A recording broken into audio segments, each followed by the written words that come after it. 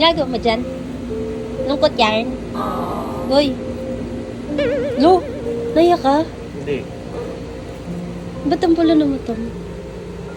Lo, lagwa ko yan. Huwag kang mga lumbaba.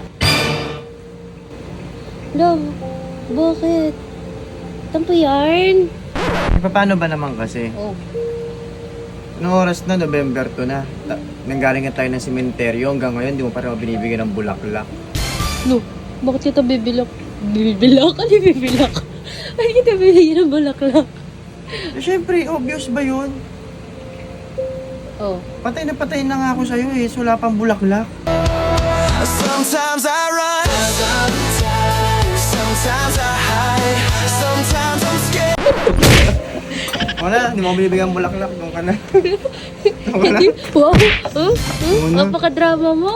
Patay na nga sa'yo Pagtitirik na yung lang kita tao ng eh. kandila mamaya.